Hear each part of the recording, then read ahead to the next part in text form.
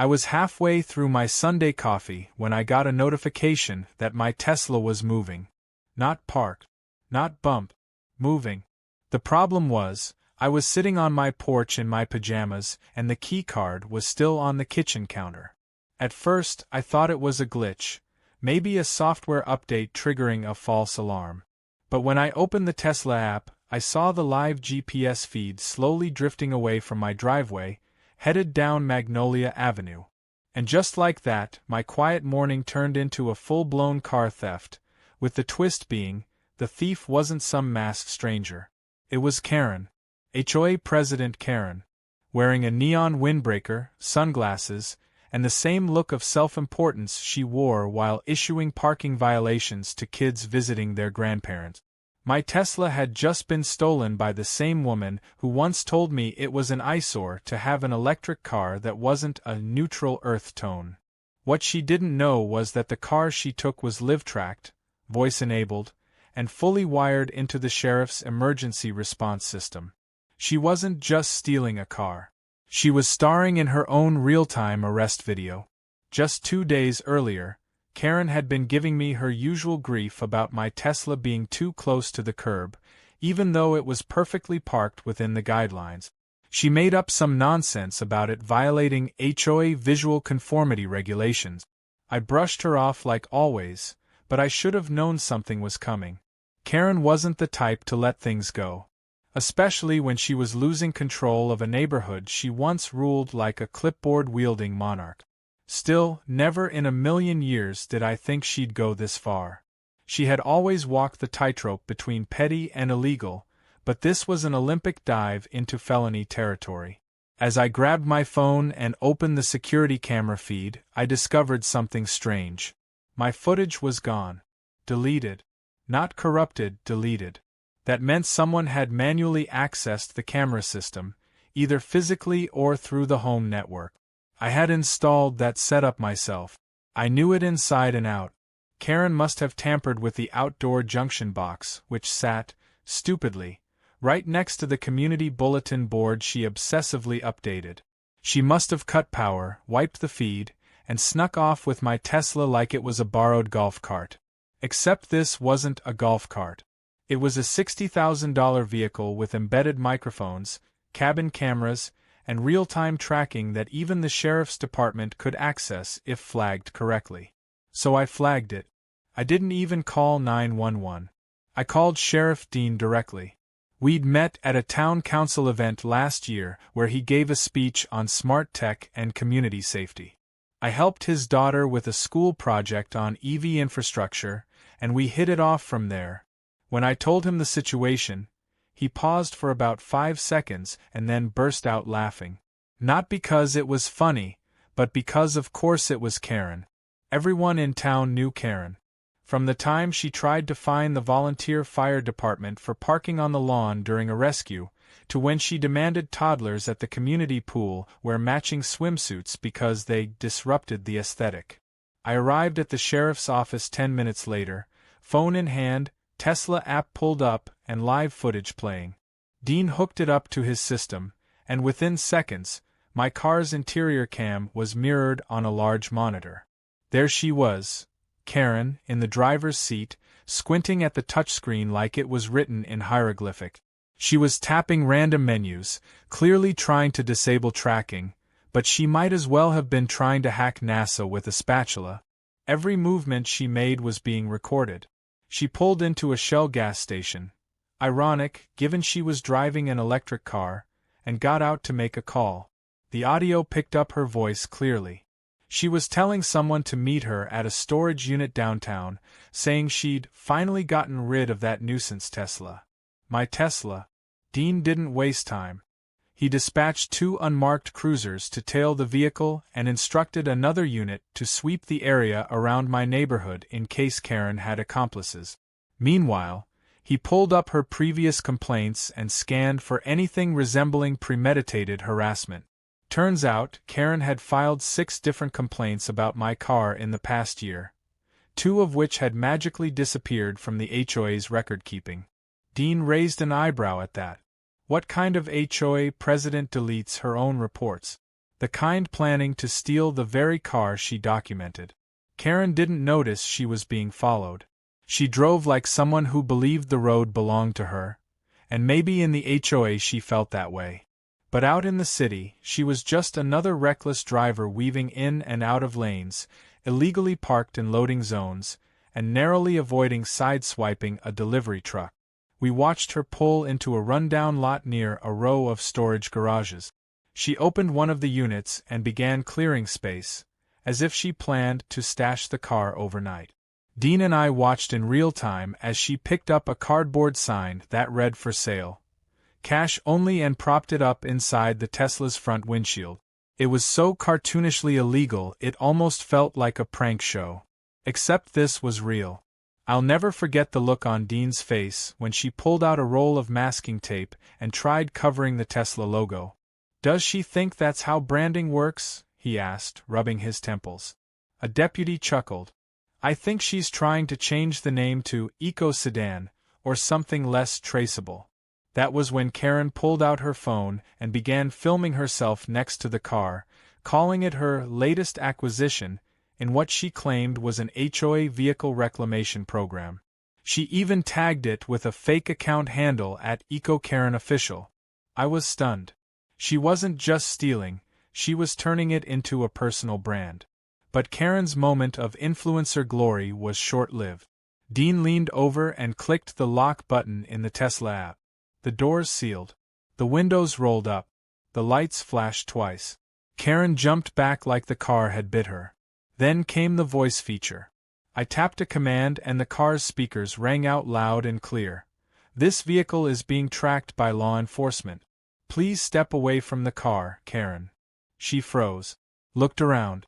Looked directly into the interior cam.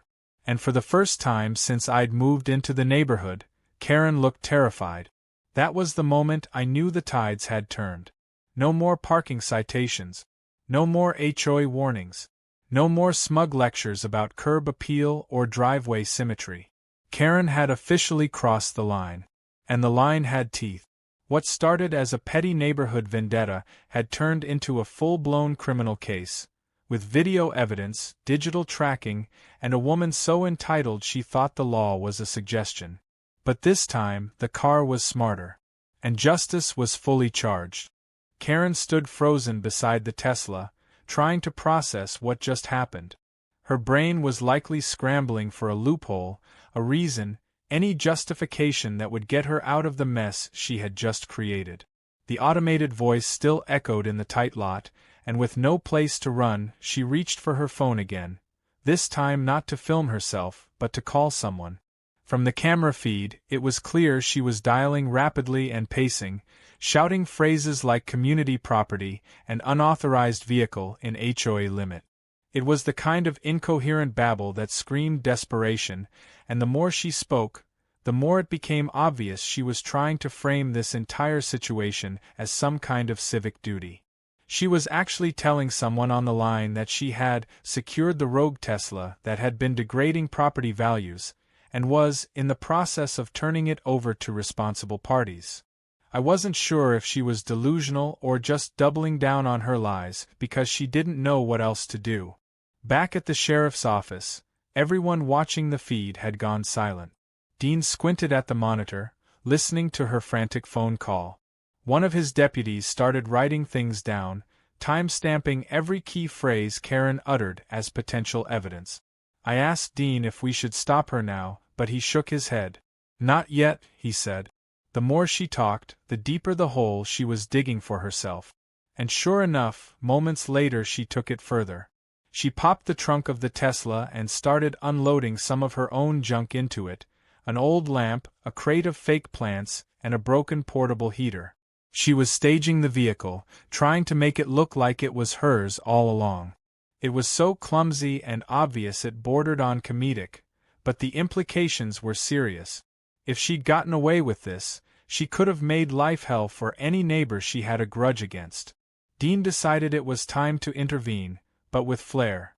He coordinated a little theater of justice. Instead of a marked patrol car, he had two plainclothes deputies roll into the storage lot in a nondescript SUV. They parked a few feet from the Tesla and got out slowly, pretending to be interested buyers. Karen lit up when she saw them, clearly thinking her fake Craigslist ad had landed her a deal. She marched toward them like she owned the place, arms wide, introducing herself as Community Asset Manager and HOA Liaison for Vehicle Reassignment. The deputies played along beautifully. One asked for the paperwork, and Karen handed over a forged document she had printed on the back of an HOA newsletter. It wasn't even an actual bill of sale. It was more like a donation slip filled out in pencil. The second deputy asked why the Tesla was locked.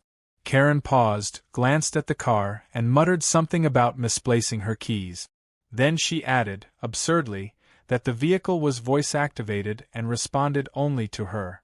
She even tried shouting, "Tesla, unlock!" like she was in a bad sci-fi movie. The car, of course, did nothing. At that moment, Dean gave me the nod and clicked another button in the app. The Tesla honked once, then played a short pre-recorded message we had queued up just for her. It said in my voice, "Hi Karen. You're being recorded. And your buyers are actually deputies." Her jaw dropped. She turned back toward the men who were now showing badges, and for a split second, it looked like she might make a run for it. But where? She was boxed in by concrete walls and two cop cars. She froze again, this time with both hands in the air, but still shouting about community rights, vehicle abandonment, and her civic obligation to rescue improperly stored asset. Dean walked out of the surveillance room, laughing under his breath, and told me it was time to head to the scene. This was going to be something we'd both want to see in person. When we arrived at the lot, Karen was handcuffed but still talking. She was trying to explain to the deputies that she had been misunderstood, that the car wasn't technically stolen because it was left unattended, and that as HOA president she had emergency authority over neighborhood assets. I couldn't help myself. I walked up beside the Tesla and waved at her through the rolled-up window. She glared at me like I was the villain in her story, but it was hard to take her seriously with a lamp sticking out of the open trunk and a neon folder labeled HOA Private flapping in the wind. Dean walked over and told her calmly that she was being charged with grand theft auto, attempted fraud, and tampering with private property. She gasped and shouted that this was a mistake, that she was just trying to maintain community order. Dean just pointed at the camera inside the car and said, "Karen, the vehicle recorded everything, including you trying to rename it." Her face went pale. In all her scheming, she hadn't realized just how high-tech the Tesla actually was. She probably thought the car was just a battery on wheels. She didn't know about the 360-degree cameras, the always-on microphone, the live cellular connection beaming every second back to my phone. She hadn't just committed a crime, she'd documented her own confession from 5 different angles. The deputies finished their reports on site and took Karen downtown for processing.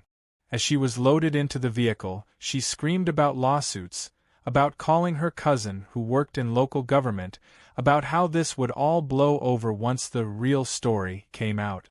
Dean turned to me and smirked. "You know," he said, "this might actually be good for the HOA. Never seen this many neighbors unite over anything before." He wasn't wrong. Word traveled fast. By the time I got home, a neighbor had already printed out a meme of Karen mid-scream with the Tesla voice bubble edited to say, "This is why we can't have nice things." Someone else left a box of Tesla-themed cookies at my doorstep, shaped like little cars with captions like "Not yours" and "Electric Justice." The community had spent years divided over Karen's endless rules, fines, and passive-aggressive notes taped to doors. But now, for the first time, people were laughing. They were talking.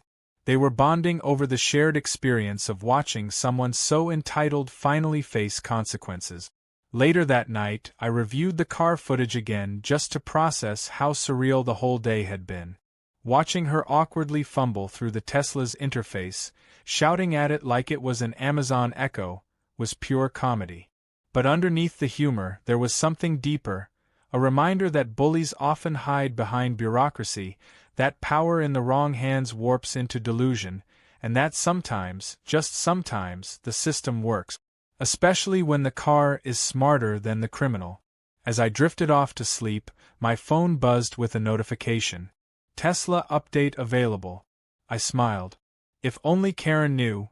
Every time she touched that screen, the car was recording her confusion in high definition. And now, with a town full of witnesses and a sheriff who liked a good gadget almost as much as I did, her story was just beginning. Unfortunately for her, it was being written by the people she tried to control. And this time, the ending wouldn't be in her favor. The next morning, I woke up to what felt like a neighborhood in celebration. My phone had blown up overnight with texts, memes, and videos. One neighbor had made a TikTok using the Tesla footage, adding circus music over Karen shouting at the car. Another posted a before and after comparison. Karen holding her HOA clipboard with a smug look next to a still frame of her frozen in shock as the Tesla's speakers called her out by name. Comments poured in from people I didn't even know lived on my block. Apparently, Karen's meltdown had done something no HOA meeting or block party had ever accomplished. It brought the entire neighborhood together. But beneath all the laughter and community bonding, something serious was brewing. Karen had been released on bail overnight, and there were rumors she was planning to sue the sheriff's department, me, Tesla, and possibly Elon Musk for entrapment, humiliation, and public defamation. That alone told me she hadn't learned a thing. She was doubling down again, convinced the world was out to get her. I wasn't surprised when, just after noon, a strange knock came at my door.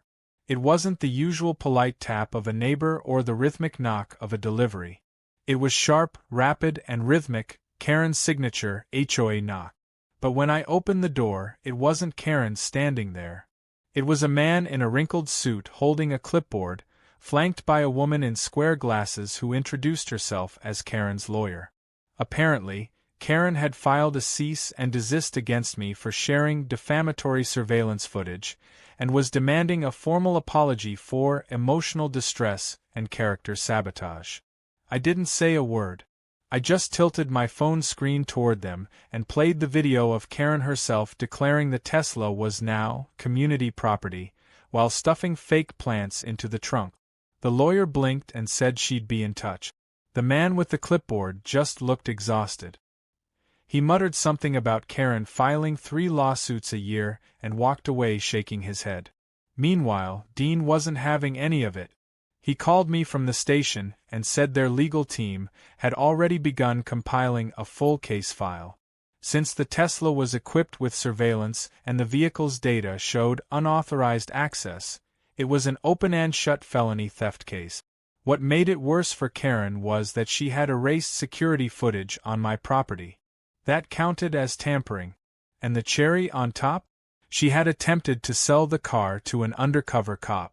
It was so absurd it would have made a great TV drama if it weren't actually happening in our neighborhood.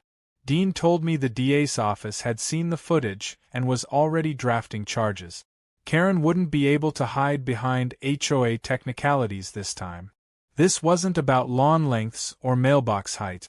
This was theft, fraud, and digital evidence all wrapped up in one clean case. By that afternoon, the entire HOA board was under scrutiny. Apparently, Karen had been misusing HOA funds for years. A few curious neighbors had dug through public records and uncovered receipts for things like community security enhancements that never existed and aesthetic consulting fees that were paid to a company owned by Karen's cousin. The board, most of whom had been blindly signing off on her spending, suddenly found themselves facing an audit. The whispers turned into conversations, and by sunset, someone had put up a notice for an emergency town meeting. That night, the community center was packed wall to wall.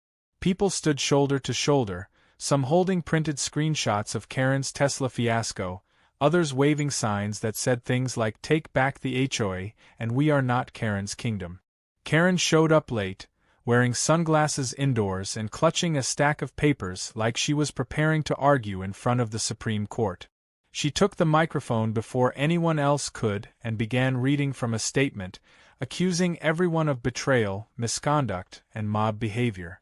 She called the sheriff's department biased, accused me of hacking her phone, and even claimed the Tesla was a gift from a grateful resident, whose name she conveniently couldn't recall.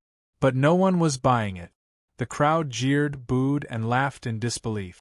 Then someone played a voice recording of Karen from the car, yelling at it to shut up and calling it a tin can with a superiority complex. Laughter erupted. The board tried to regain control, but it was clear the people had made their decision. A neighbor named Jenny, who'd had her garden destroyed by Karen's fines years ago, stood up and calmly read off a list of grievances from half the neighborhood. Everything from false citations to tampering with mailboxes to bullying elderly residents over their lawn chairs. When she finished, someone from the back shouted, "Motion to remove Karen from her position." Applause followed. The board chair tried to intervene, but the voice of the crowd was louder. The vote happened right there, unofficially but publicly. Karen was voted out by a show of hands so overwhelming that even her most loyal ally on the board quietly lowered his clipboard and stepped back. The next day, HOA headquarters, really just a converted clubhouse room, was cleared out. Karen's nameplate was gone, her framed list of neighborhood rules taken down. But the drama wasn't over. News crews had picked up the story. A local station ran the headline, "HOA president caught stealing Tesla," claimed it was neighborhood property. They ran snippets of the car footage, and even aired a short interview with me in front of the Tesla. I said something generic about community trust and mutual respect, but what I really wanted to say was, don't ever underestimate how far entitled people will go when they think no one's watching. Fortunately, my car was watching the whole time. Later that afternoon, I took the Tesla out for a spin around the block, half expecting people to give it a standing ovation. I didn't get that, but I did get some honks, waves, and a thumbs up from a guy mowing his lawn. It was the same guy Karen had once fined for having a flag too tall. I pulled over and we talked for a while. Turns out, he'd been waiting years for Karen to finally get what was coming to her. He thanked me, not for the Tesla, but for standing up when most people just kept their heads down. He said it gave everyone permission to start speaking out, to stop being afraid of one woman with a clipboard and too much time on her hands. That night, the Tesla updated its software again. The patch notes were nothing special, just improvements to responsiveness and cabin controls. But I couldn't help but smile knowing that somewhere in its digital memory, my car had stored one of the most bizarre criminal events in our town's history. And the best part? It was ready to play it back anytime someone asked what really happened. A neighbor came by and joked that I should submit the footage for an award. I told him I was thinking of turning it into a training video for how not to run an HOA. Despite all the laughter and chaos, I couldn't shake the feeling that Karen wasn't finished. People like her rarely go quietly. But now she had fewer places to hide, and more people watching her than ever before. She was no longer the shadowy figure behind the warning letters and passive-aggressive HOA citations. She was the face of neighborhood arrogance gone way too far, and the woman who tried to steal a car that was smarter than her entire strategy. The storm wasn't completely over, but the clouds had cleared just enough for the community to breathe again. And for once, the neighborhood felt like ours, not hers. The following week felt like the neighborhood had just emerged from a bizarre fever dream. People were mowing their lawns with music playing again. Kids were riding scooters down the sidewalk without being chased down for sidewalk congestion violations. It was as if a dense fog had lifted and everyone could finally breathe. The HOA board scrambled to pick up the pieces after Karen's dramatic fall, issuing public apologies and promising transparency going forward. But Karen herself wasn't going away that easily. Despite being publicly voted out, criminally charged, and socially humiliated, she was still trying to spin her story. She appeared on a small local radio segment claiming she had been set up, framed by tech overlords and neighborhood anarchists. She didn't mention the part where she had literally broken into a car, tried to sell it to a stranger, and got caught red-handed by a dashboard camera. The narrative she pushed was that she had been protecting the community from the rise of unapproved smart vehicles, which, in her words, could be weaponized against peaceful neighborhoods. It would have been laughable if not for the fact that she seemed to believe every word she said. Meanwhile, the sheriff's office had completed their report and forwarded it to the district attorney. The case against Karen was airtight. The Tesla footage alone was enough, but when combined with digital logs, GPS trail, the attempt to falsify ownership documents, and the undercover sting, it became a textbook example of digital age theft. Dean gave me a quiet heads-up that the DA was pursuing a felony charge, and while Karen might not serve jail time given her age and first offense status, the conviction would be public and permanent. That, he said, might do more to stop her than any HOA vote ever could. Karen's lawyer, now on her third revision of their character defamation suit, suddenly went quiet when the full video evidence package was handed to her. Word was, even she had started backing away from the case. Still, Karen wasn't quite done creating chaos. I received a formal letter from her within days. This one handwritten in an oddly elegant cursive, delivered via certified mail. It was a demand letter claiming that I owed her financial compensation for the mental trauma caused by my car. According to her, the Tesla's automated voice had triggered a fight-or-flight response that left her with night terrors of electric cars whispering threats. I almost laughed reading it, but halfway through the letter she also claimed that the interior air freshener had chemically influenced her decision-making, which made it sound like she was trying to blame the theft on a lavender-scented distraction. Dean and I read the letter together and agreed it was the strangest legal angle we'd seen all year. In the meantime, my neighbors weren't letting this whole thing fade away. Instead, they turned it into a sort of communal healing event. Someone proposed a Tesla Justice Day picnic where everyone could show up in their cars, play the Tesla speaker voice, and celebrate the downfall of HOA tyranny. I didn't love the attention, but I saw how much it meant to people, especially those who had felt powerless under Karen's rule for years. So I agreed, and the picnic turned out to be a wild success. There were homemade cupcakes with little chocolate Teslas on top, a banner that read "No More Clipboards," and even a dunk tank where people took turns tossing softballs at a Karen cardboard cutout. The atmosphere wasn't one of mockery, but of relief. People were reclaiming the space she had dominated for too long.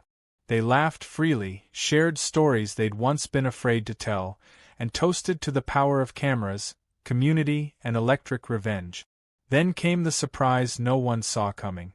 A young guy named Lewis, who had just moved into the neighborhood 3 months ago, stood up during the picnic and introduced himself not just as a new resident, but as a local tech entrepreneur. He'd heard what happened with Karen, had seen the footage, and wanted to help. He said he was launching a startup that developed smart neighborhood monitoring systems.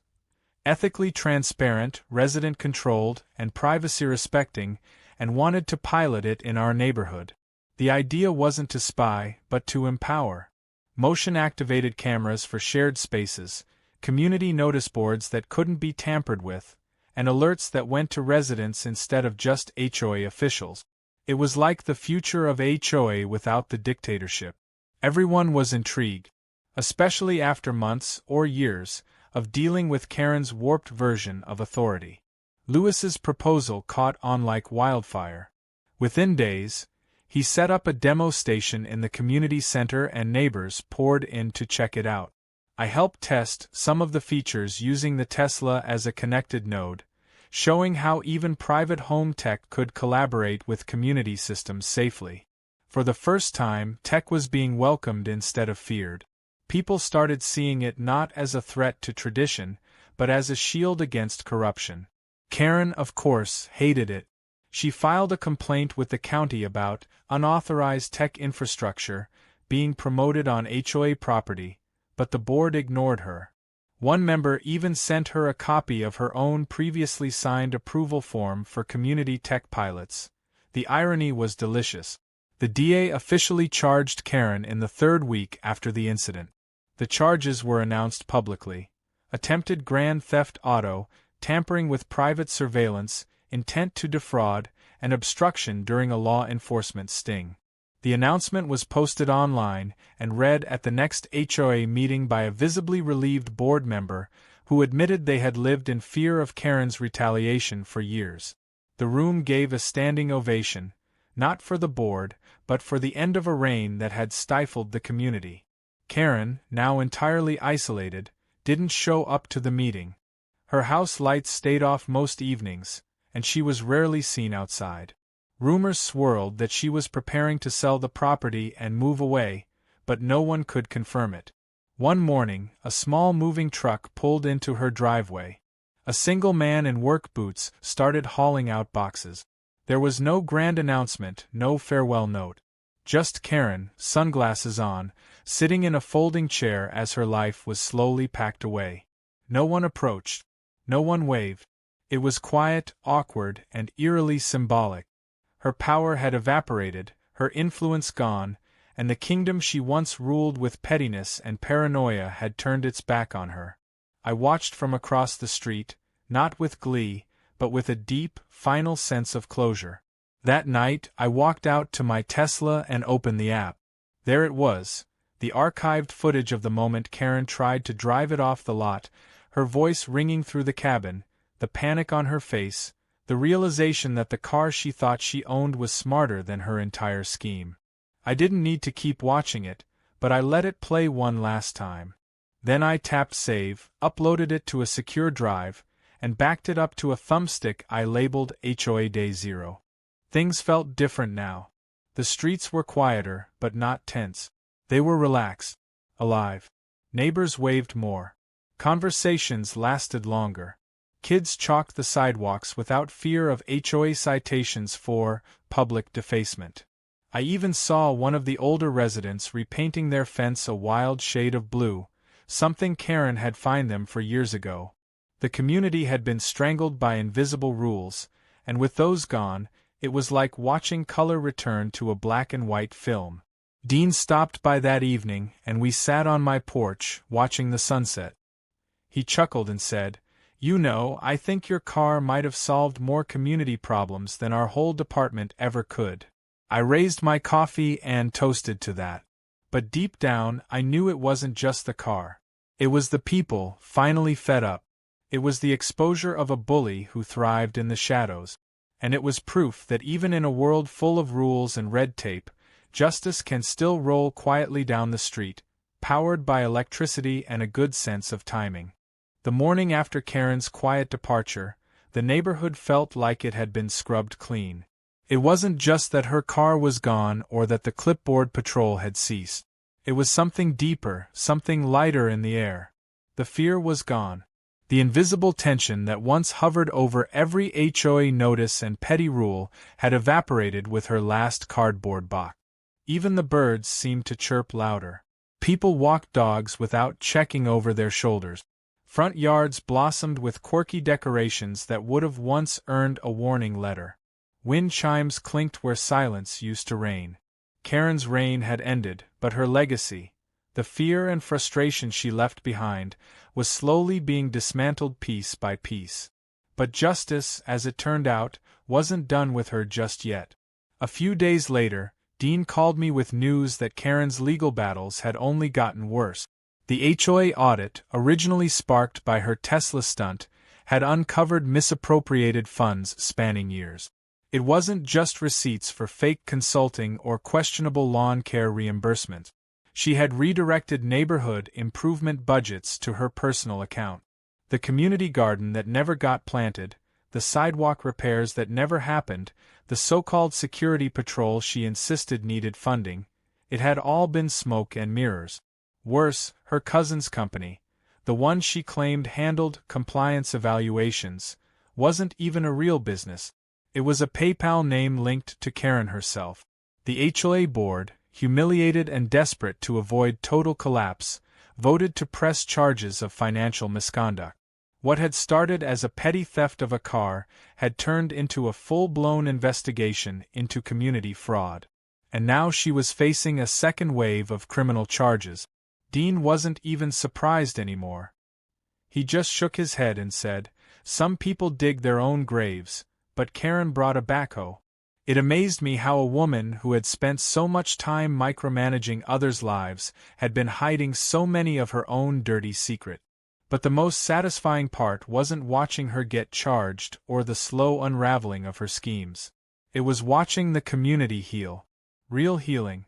Not just memes and high fives, but genuine progress. A week after her departure, the new interim HOA committee, an actual volunteer group, not a self-appointed cabal, hosted a block-wide meeting in the park. No microphones, no podiums, no printed citations. Just folding chairs, lemonade, and open conversation. People shared ideas instead of complaints. We discussed ways to use the reclaimed HOA funds to do real good. Upgrading the playground, building a new dog park, adding solar lights to the walking trail. It was the first time in years people felt like they had a voice. In the middle of all this, I found myself thinking about the Tesla, not as a car, but as a character in this story. It had become a symbol, a quiet witness, the very thing Karen hated most. Modern, clean, outside her control, had been the very thing that exposed her. The Tesla had been more than transportation. It had been evidence, protection, and even poetic justice. One afternoon, I decided to give it a new paint job. I took it down to a custom shop and had them wrap it in a subtle matte black with a single red pinstripe running across the side. When I picked it up, the detailer asked if I wanted anything special added. I thought for a moment and said, "Yeah, just one word in the corner of the back bumper." He smiled and added it in elegant script, "Resolve." That weekend, something unexpected happened. I received a letter, not from Karen, but from a former HOA board member named Trish. She'd been on the board for years, often seen as Karen's right hand, but had always stayed silent during the power plays. The letter was short, just 2 paragraphs, but it struck a chord. Trish apologized. She admitted she'd been complicit in Karen's rule, not because she agreed, but because she was afraid. She thanked me for standing up, for not backing down when everyone else stayed quiet. And she ended it with something simple but powerful. "You reminded us we're allowed to fight back." That message rippled through me. I'd spent so long just trying to live peacefully, trying not to ruffle feathers. I never imagined a parked car and a stolen moment would lead to something this big. But maybe that's how it always starts. Not with grand gestures, but with people reaching their breaking point. Karen had underestimated not just my car, but my patience. She thought the rules protected her. She thought the clipboard gave her power. But the real power was always in the people. And when the people finally stood together, the clipboard snapped like a twig. Weeks passed, and the legal process rolled forward. Karen was officially indicted on multiple charges. Her house was listed for sale, and word spread that she had relocated to a town 2 counties over. I couldn't help but wonder if she'd already found another HOA to infiltrate, another community to bend to her will. But I figured wherever she went next, she'd think twice before trying to confiscate another smart car. The internet doesn't forget. Her face had become a cautionary tale, etched into dozens of viral posts and news headlines. No matter how far she ran, Karen had been unmasked. And people like that don't get to hide anymore. Eventually, life settled into something close to normal again. The community garden finally broke ground, this time with actual plants and volunteers who wanted to be there. I helped install new Wi-Fi cameras around shared spaces, this time with signs and full approval. Kids started leaving chalk art in the sidewalks again, and no one scraped it off. Instead, someone even added a hopscotch path. A neighbor who had once been fined for leaving a flamingo in his yard now had a whole flock, and people took turns adding new ones each week as a running joke. Our neighborhood had turned from a rulebook prison into something that felt human again. One evening, I parked the Tesla and sat inside a few extra minutes, staring at the sunset through the windshield. The red pinstripe caught the light just right. I played back a piece of archived footage one last time, the one where Karen yelled into the dashboard like it owed her rent. It didn't make me angry anymore. It made me laugh. Not because of how absurd it was, but because it reminded me how far we'd come. That one moment, that one act of entitled theft, had set off a chain reaction no one could have predicted. And all of it had been recorded, tracked, and exposed by the very thing she tried to silence. Sometimes justice isn't loud. Sometimes it's quiet, calculated, and dressed in clean electric silence. It watches, it waits, and when it's needed, it speaks with the voice of someone fed up with being pushed around. Karen thought she could bend the neighborhood to her will. She didn't know the neighborhood was watching back. And when she finally pushed too far, it wasn't just me she messed with. It was all of us. The car may have caught her red-handed, but the community was the one that drove her out. And now, finally, we were moving forward. No HOA tyranny, no clipboard dictatorships, just neighbors living like neighbors should. Together.